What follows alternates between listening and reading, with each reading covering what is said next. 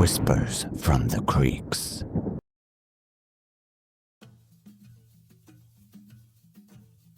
In the heart of the Niger Delta, where mangrove roots curled like ancestral fingers and fireflies blinked like forgotten stars, the village of Kalama clung to the bank of a restless river. The people lived by the rhythm of its tides, sang to its flow, and whispered prayers before casting nets. Among them lived Tamuno, a fisherman with hands calloused by the oars and eyes sharp as the fish he caught. Tamuno was no ordinary fisherman. The elders said his nets were kissed by the river, while others returned with baskets half empty. His always brimmed. Children followed him with wide-eyed wonder, and women placed bowls of palm wine outside his hut in quiet admiration. Yet, old men muttered into their kola nuts, "The river does not give freely. It remembers every gift it offers." Tamuno laughed off their warnings, brushing tales of water spirits aside like dry leaves. "Superstition keeps a man hungry," he told his sister Lero as he prepared for another night on the water. That night, under a blood-red moon that soaked the river in crimson, Tamuno pushed his canoe from shore. The water was glassy, the air too still, as if the world itself held its breath. He dipped his paddle and drifted silently, but something was wrong. The frogs had stopped croaking, and even the insect had fallen silent. Then he heard it, a hum, faint, almost like the lullaby his mother once sang, but coiled with menace.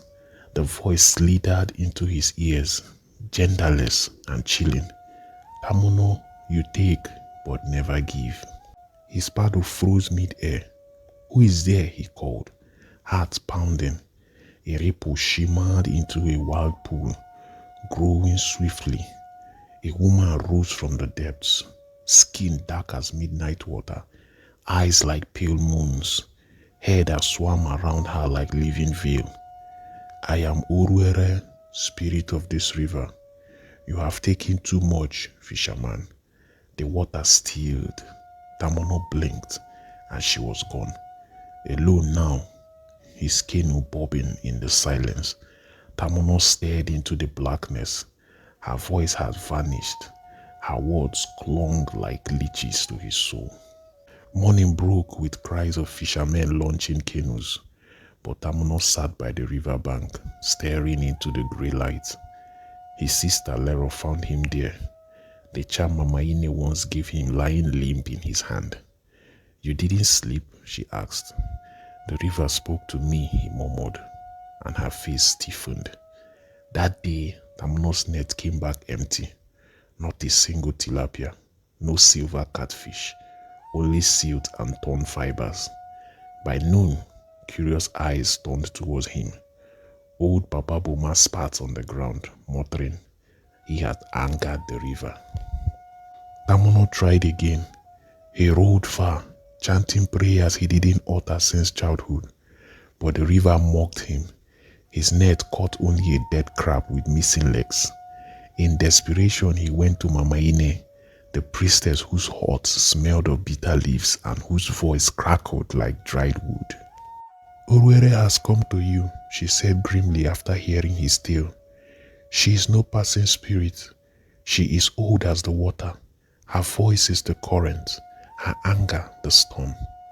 Tamuno shifted uncomfortably as Mama Ine placed a charm around his neck, a cowrie shell carved with sacred Ijaw symbols. "This is a shield, not a weapon," she warned, "but it will not save you if your heart is still proud. Offer something to her, something of worth." He nodded but made no vow. That night, Tamuno returned to the river, wearing the charm, holding a clay pot filled with palm oil and salt. "Here," he said, dropping it in. "Take this and be done with me." The river hissed. From its depths rose a wave that slapped his canoe, nearly flipping it. The pot resurfaced, cracked in two, its contents spoiled with black slime. Then came her voice again, low, cold, final. Blood or treasures that sing. This is nothing. Tamuno rode back in silence, but the night has changed everything. The charm burned against his chest, and in his dreams, the river called him by name. Tamuno awoke, drenched in sweat. The river's voice still echoed in his skull. Blood or treasure that sings. What did it mean? Coins? Gold? His mother's shell bracelets? None of it felt enough. Uruere was no mortal trader.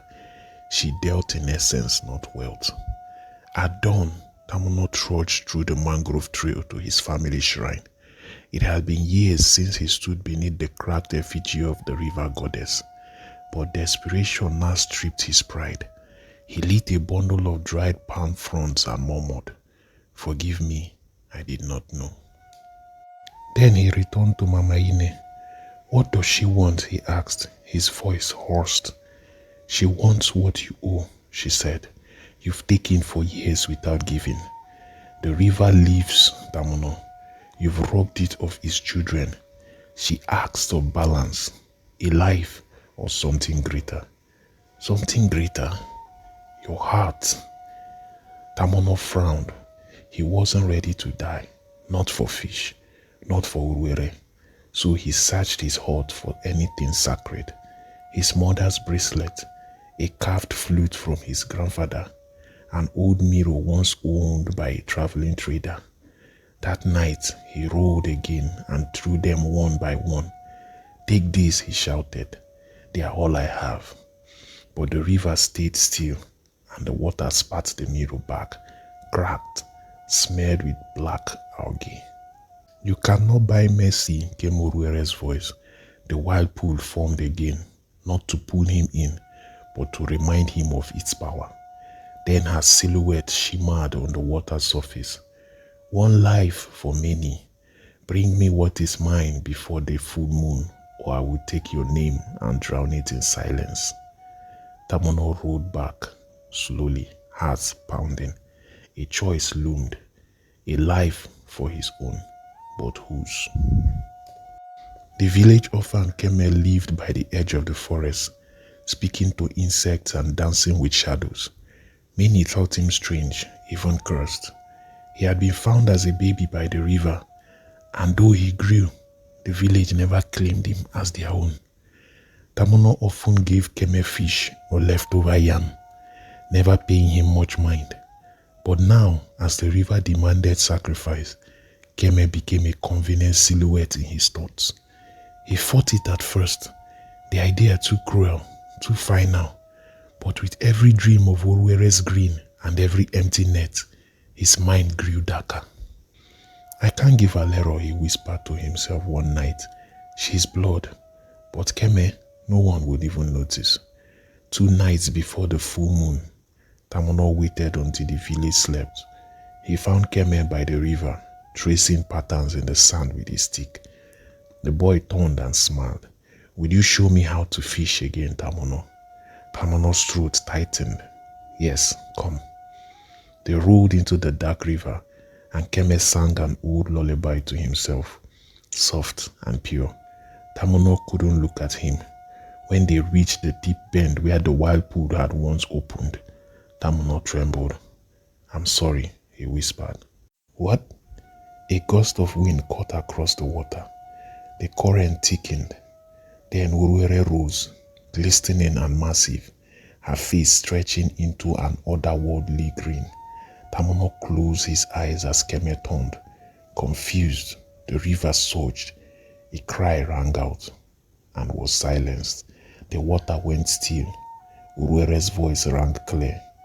"You have paid." Tamuno collapsed into the canoe. The moon looked down like an eye that has seen too much. He rowed home with bloodless fingers, never looking back. Kalama awoke to quiet dread. The villagers whispered of Keme's absence, but did not search long. "Perhaps he wandered off," someone said. "Maybe the forest finally took him." Tamuno said nothing. His nets were full again.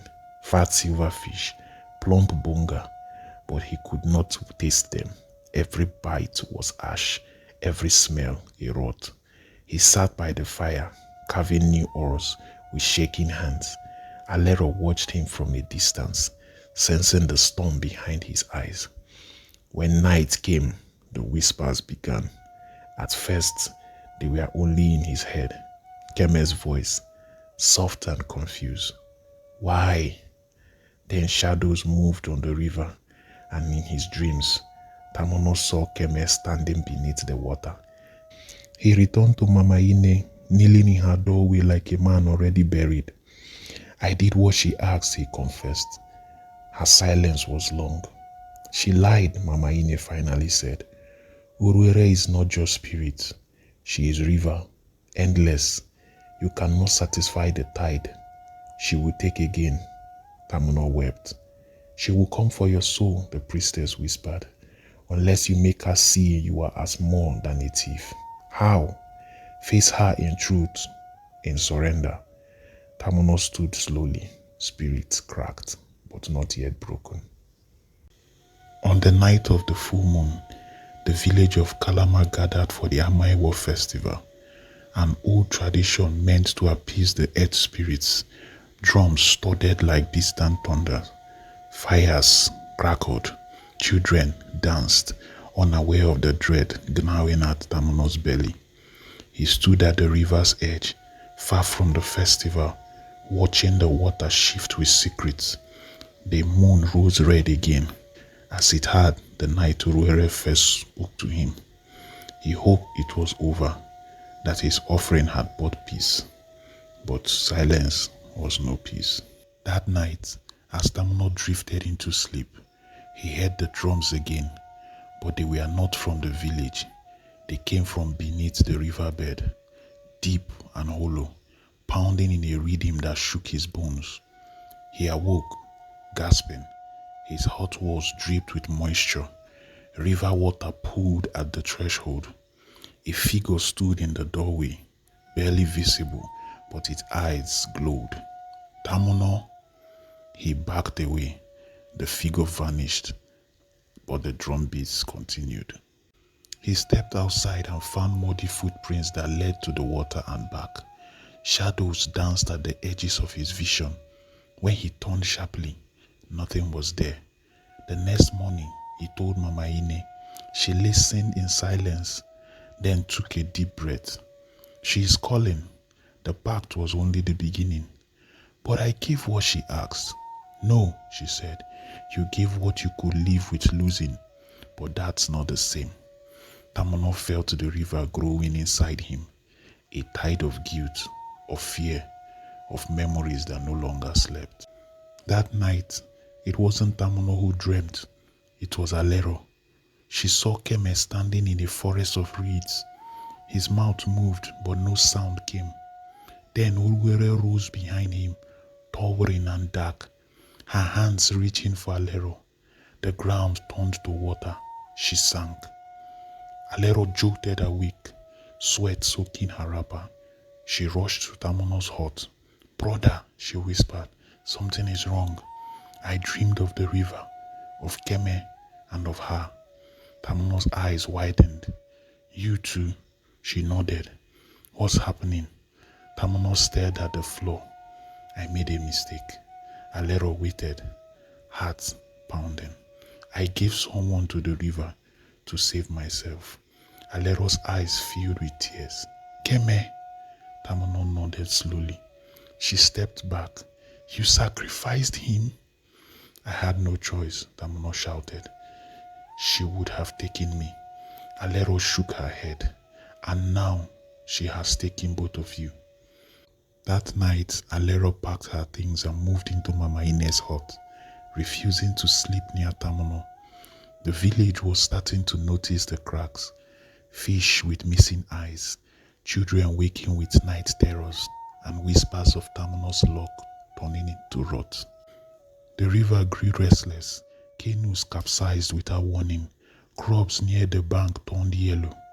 One boy claimed he saw a hand rise from the river and waved before sinking again. Tamuno kept to himself. He no longer fished. He barely ate. At night, he saw Keme standing on the water, unblinking. Mama Ine summoned him again. This time she was burning a root set to draw out hidden truths. You are haunted, she said, watching the smoke call around him, but not by guilt alone. Tamuno's voice crackled. What else? You are becoming a vessel. Oruere is planting herself inside you. He recoiled. No, she took what she wanted. She took what you gave. Now she wants more. The river always wants more. Mama Ine handed him a gourd filled with blackened herbs. Drink this. If she comes again, she will have to show herself fully. Then you will know her true face. Tamuno left without drinking it. He still hoped he could run, or hide, or pray it away. But Oruere had already found a home in his dreams.